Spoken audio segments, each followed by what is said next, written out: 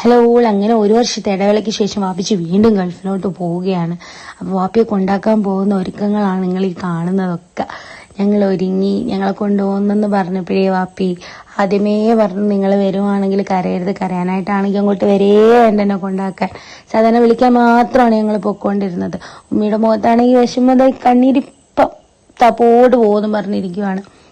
ഞങ്ങൾ നല്ലൊരു ഹോട്ടലിൽ കയറി ഫുഡൊക്കെ കഴിച്ച് സെറ്റായിട്ട് വൈബായിട്ട് വാപ്പിയെ കൊണ്ടാക്കാനുള്ള പോക്കാണ് ഈ കാണുന്നത്. എൻ്റെ മോള് വേറെ ആർക്കൊക്കെയോ ഹായ് കൊടുക്കുന്നുണ്ട്. അങ്ങനെ ഞങ്ങൾ കൊച്ചി ഇന്റർനാഷണൽ എയർപോർട്ടിലെത്തി ഫസ്റ്റ് എൻട്രി വരെ എത്തിയപ്പോഴത്തേക്കും ആർക്കും ഒരു വലിയ കുഴപ്പമൊന്നും ഇല്ലായിരുന്നു.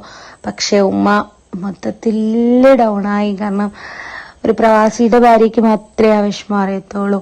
അത് ഒരു വർഷം നിന്നിട്ടൊക്കെ പോവാന്ന് പറയുമ്പോൾ ഒന്ന് ആലോചിച്ചു നോക്കി. അയ്യോ, ഒരു രീതിയിലും നമുക്കത് സഹിക്കാൻ പറ്റൂല. പ്രത്യേകിച്ച് പ്രവാസികളുടെ ഭാര്യമാർക്കും ഉമ്മമാർക്കും മക്കൾക്കും മാത്രം അറിയാൻ പറ്റുന്ന ഒരു പ്രത്യേകതരം ഫീലിങ്സ് ആണത്. ഉമ്മ കരയാതെ മാക്സിമം പിടിച്ചിരിക്കുന്നുണ്ട്. പക്ഷെ പപ്പ കയറി കഴിഞ്ഞാണ് കരച്ചിൽ മൊത്തം പുറത്ത് വന്നത്. കരഞ്ഞില്ല, കയറുന്നത് വരെയും കരഞ്ഞില്ല. ഞങ്ങൾ വണ്ടിയിൽ കയറി കഴിഞ്ഞ് ഫുള്ള് സീനായിരുന്നു.